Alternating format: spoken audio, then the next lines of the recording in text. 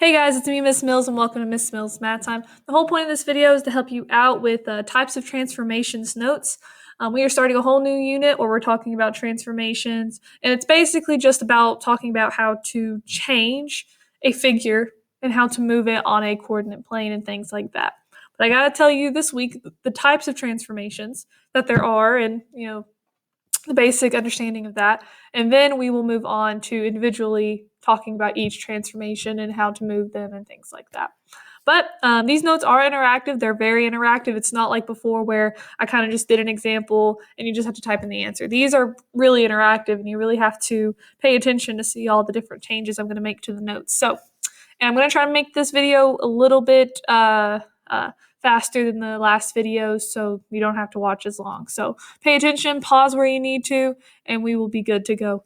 Alrighty, so before we start anything, I wanted to review the different types of the different quadrants. These are how they were labeled. First quadrant's here, and then it goes to 2, to 3, and then to 4. Okay, so that's how they are numbered. I want y'all to refer back to this if you ever have a question on which quadrants which. Like this will always be here, and I'll probably post it in other notes as well. All right, so let's talk about the different types of transformations. So if we're looking at this first one right here, the first transformation, as you can see, I made this one a rocket ship. All it's doing is it's moving. Okay, so the size doesn't change or anything like that. It doesn't change direction, nothing. It just moves, it just slides, all right? This type of transformation right here is called a, stuff's in the way. Hope that wasn't loud. Sorry if I burst your eardrums. That is called a translation. It's called a translation, guys, where you just move the image, all right? Now, these things over here says an image and a pre-image. This is what I want you to do. I want you to know the difference. The pre-image is the image before you do anything to it, before you actually move the figure. The image is after you move the figure. And how you can tell the difference is this little apostrophe right behind the letter, all right? The apostrophe right here is called a prime, okay? So this one right here, this doesn't have that prime, it doesn't have that apostrophe. So this one right here, this is our pre-image. This is where the rocket ship was before I moved it, okay? So this is our pre-image. Then it moves, and this becomes our image, and we know that because this is called right here A prime, okay? So this is a translation. This is where you just move the image.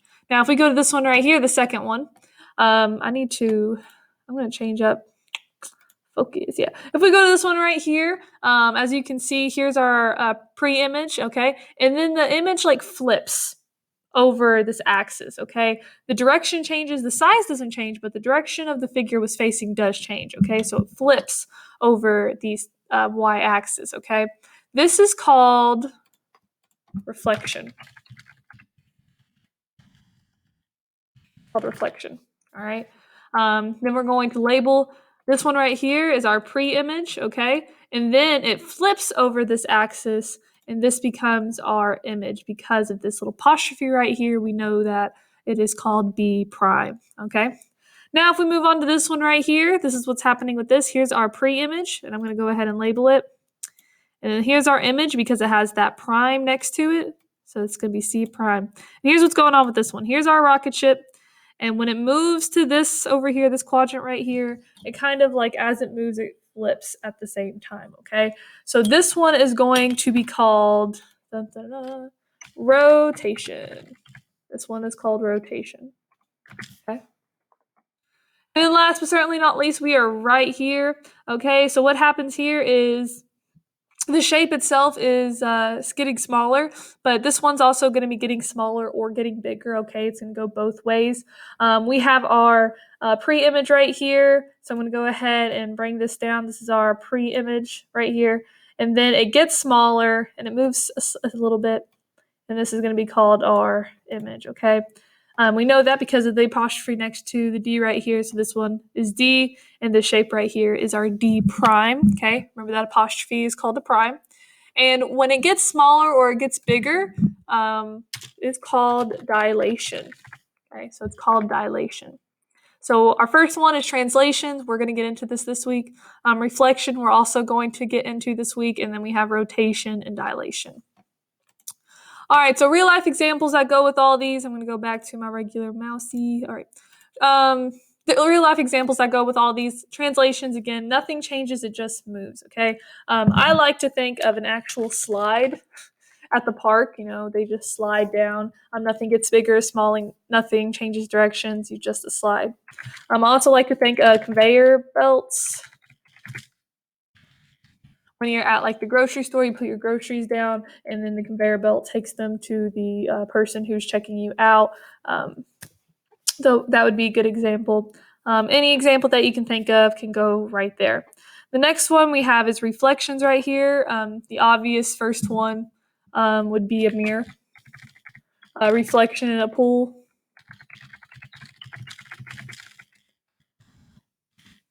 The one I like to think about is there's that TikTok trend where girls are trying to figure out how symmetric their face is, and they put it like the phone right in front of their face and they like click it. That's called the inverted filter. So I'm going to go put inverted filter. And there you go. Okay, so that's plenty of examples for reflections. Rotations, that's just a good example of a rotation would be like merry-go-round or a Ferris wheel. Or you can get a little bit more basic, you can say a tire. Tire rotates, anything that rotates would be a good example for that right here. For dilation, real life example of a dilation. Oh my goodness. A good real life example of a dilation is where your eyes, or is your eyes, okay? You can think about your pupils. When you walk into a dark room, your pupils dilate, they get bigger as to let more light in so you can see better.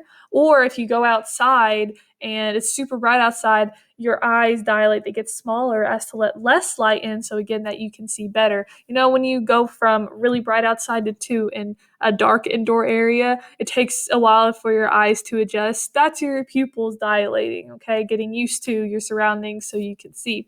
So a good example for that would be just your eyes, your pupils. Or you can think about those little pills that you get at the dollar store that if you put them in water, it grows into a dinosaur.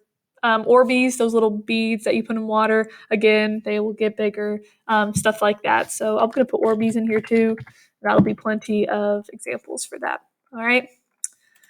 All right, so now that we talked about the basic transformations, now let's talk about a little bit, let's get into more detail with them.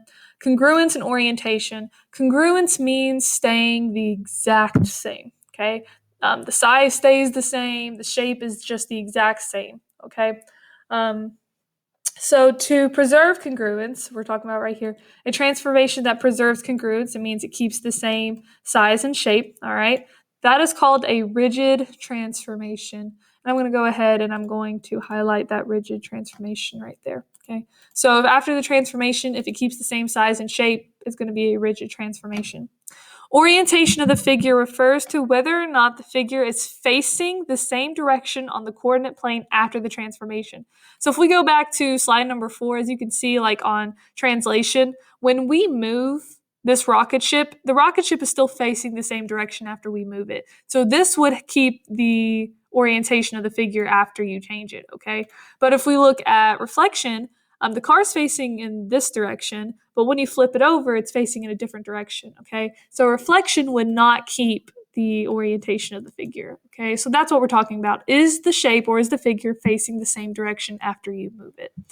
And then last but certainly not least, orientation of the vertices refers to the order in which the vertices are labeled clockwise or counterclockwise, and I'm going to give you some examples of that in just a second. I can show you exactly what we're looking for there. So let's look at these examples and see if we keep the same size and shape, and then orientation of the figure and orientation of the vertices, all right? So the first one, we're going to figure out what kind of transformation this one is. Well, the way I like to think about it, I want a pin. All right, so this one, if we reflected over an axis, as you can see, this would definitely be reflection, okay? It's flipping over that axis. After we change it, so here's our pre-image, it flips over this axis, this becomes our image. This is after we moved it. The size doesn't change. The size stays the same. So under that, you would say it stays the same. Now, the orientation of the figure, again, that is whether or not the shape stays facing the same direction after you move it.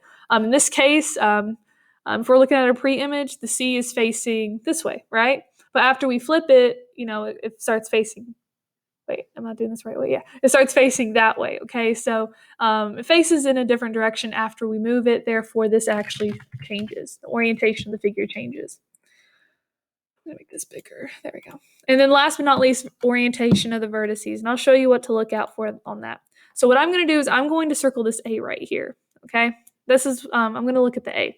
And I'm going to see if when moving clockwise, does the vertices stay the same? So from here, I'm going to go A to B because I'm moving clockwise, and then B to C. All right. So if I move clockwise, I go A, B, C. All right. So I'm going to try it on this on the image now. So I'm going to circle my A, and again, I'm going to go clockwise. Clockwise is this way. So from here, I'm going to go A to C, and then C to B. So on our pre-image, we go A, B, C.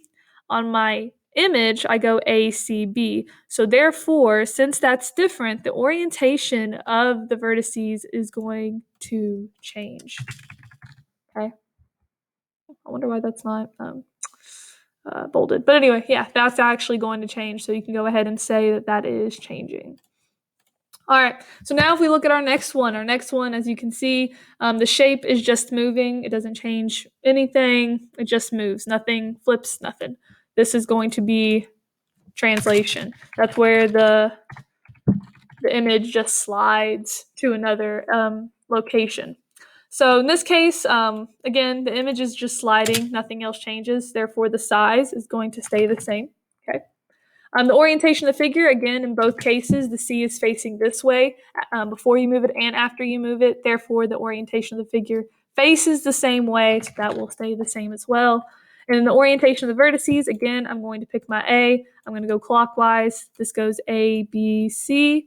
And then if I do it again over here, go clockwise, A, B, C. So no matter what, my vertices went A, B, C, A, B, C. Since that is the same, the orientation of the vertices also stays the same. Okay, I'm gonna make that bold. Okay, so we're done with this one. And then last but certainly not least, this is our last slide. So first we're going to figure out what type of transformation this is. Here's our pre-image, and if we move to our image, it just gets smaller. All right, when it gets smaller or it gets bigger, remember that one is dilation. The size of the figure from pre-image to image obviously changes. That's kind of like the whole point. The orientation of the figure, though, no matter what, where we move it, the figure is still facing the same way. The C's are both facing this way, and therefore this will stay the same. And the orientation of the vertices, again, I'm going to start with my A, goes A, B, C. If I do this here, A, B, C. The vertices do actually stay the same, and therefore this will also be the same. So for dilation, the only thing that changes is the shape itself. Everything else will stay the same. And last but certainly not least, what's happening here is the figure is actually rotating. Okay, so it kind of just like it does like a little flip. It rotates around. So this one, and using process of elimination, you could probably figure out that this one is rotation. All right, I'm going to capitalize that. Okay, so let's look at the size first. The size actually does stay the same. The image just kind of, rotates, nothing else changes, so the size will stay the same. Orientation of the figure, as you can see, this one's pretty obvious. The B's are facing in different directions. The pre-image to the image, the orientation of the figure does actually change. It's facing in a different direction, so that will change. And then last but certainly not least, let's check our orientation of the vertices. I'm going to circle A, and I'm going to go clockwise. I go A, B, C on this one. And if I go here, again, I'm going to go clockwise. I still go A, B, C. So on rotation, the orientation of the vertices does also stay the same. Again, I'm going to bold that. So guys, that's all these notes are. It's just a basic understanding of the different types of transformations. And I kind of just went over what a rigid transformation was and what the orientation of the figure, orientation of the vertices was, and things like that. If you have any questions so far, make sure to let me know. I hope y'all have a wonderful week, and let me know if y'all need anything. I'll see you later. Bye.